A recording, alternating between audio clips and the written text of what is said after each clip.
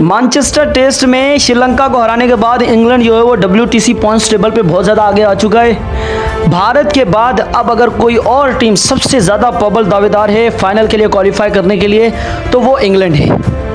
पूरी डिटेल मैं आपको दूंगा, पूरे पॉइंट्स टेबल के बारे में आपको बताऊंगा। उसके बाद ये बताऊंगा कि किसकी पोजीशन क्या है, भारत की पोजीशन क्या है, पाकिस्तान की पोजीशन क्या है, ऑस्ट्रेलिया न्यूजीलैंड कहाँ पे लटक रहे हैं और इंग्लैंड इस वक्त टेस्ट जीतने के बाद किस जगह पे पहुंच गया है।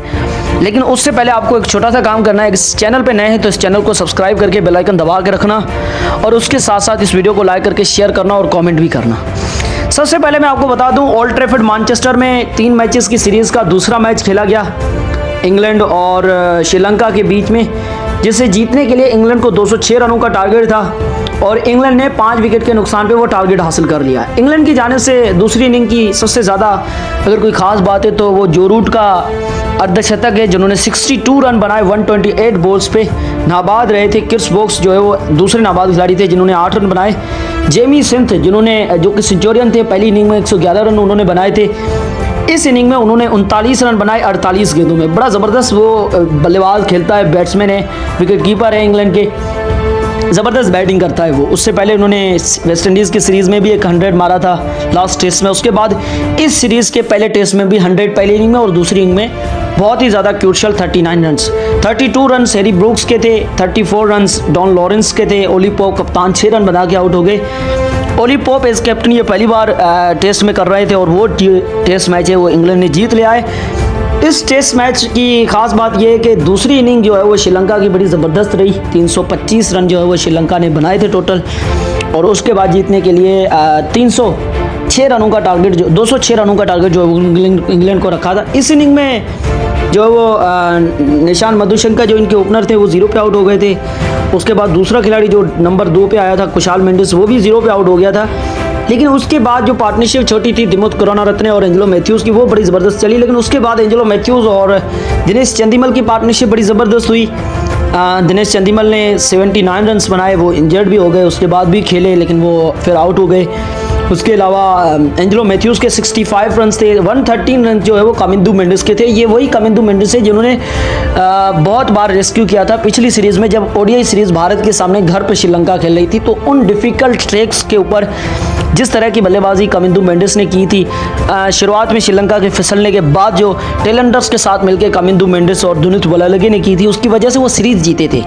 यहाँ पे भी 113 रन की बहुत ज़्यादा फाइटिंग इनिंग, बहुत ज़बरदस्त फाइटिंग इनिंग खेली कामिंदू मेंडिस ने।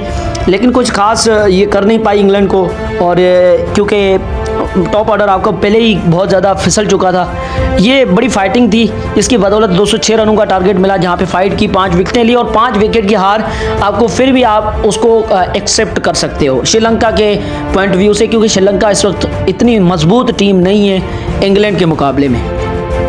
इस टेस्ट मैच के बाद, क्योंकि हर टेस्ट मैच WTC का हिस्सा होता है, उसके बाद WTC में पॉइंट्स टेबल पे भी बड़ी अपडेशन आई है। उसके बारे में आपको बता दूं, भारत की पोजीशन वहाँ पे बहुत ज़्यादा मजबूत लग रही है। भारत 9 मैचेस खेला है, 6 जीता है, 2 हारा है। एक मैच जो है वो उनका ड्रॉन हुआ है। उसके बाद 68.52 का परसेंटेज होता है। पॉइंट्स नहीं होती, आप कितने में मैचेस जीत लो कोई फ़र्क नहीं पड़ता, लेकिन वो आपका हारने जीतने से कोई फ़र्क नहीं है। जो परसेंटेज है वो मैटर करता है कि आप WTC फाइनल में क्वालिफाई करेंगे या नहीं करेंगे। भारत 68.52 के साथ नंबर 1 पे है परसेंटेज के साथ, विनिंग परसेंटेज के साथ। ऑस्ट्रेलिया 62.50 के साथ, यानी कि 62.5 उसके साथ दूसरे नंबर पे, जो कि ज़्यादा प्रबल दावेदार है। लेकिन ऑस्ट्रेलिया की प्रॉब्लम ये है कि भारत के साथ उन्होंने 5 मैचेस की सीरीज़ खेलनी है। भले घर पे खेल रहे हैं लेकिन भारत का चैलेंज बड़ा है। 50 परसेंटेज के साथ न्यूजीलैंड तीसरे नंबर पे और इंग्लैंड नंबर 4 पे आ गया है 41.07 के साथ। इंग्लैंड जो कि बहुत ज़्यादा पीछे दिख रहा था, लेकिन पिछली 2 सीरीज़ में जिस तरह से कमबैक किया वो बड़ा ज़बरदस्त है। इंग्लैंड की 3 मैचेस की सीरीज़ श्रीलंका के साथ है, उसका 1 मैच हो चुका है, 2 मैचेस है, बाकी 3 मैचेस वो पाकिस्तान में आके पाकिस्तान से खेलेगा। और जिस तरह की पाकिस्तान की सिचुएशन है, मुझे नहीं लगता कि पाकिस्तान एक भी मैच में इंग्लैंड को हरा पाएगा। वहाँ पर आपको बेन स्टोक्स भी दिखेंगे और वहाँ पर इंग्लैंड की पूरी बेसबॉल टीम दिखेगी जॉक क्रॉली के साथ।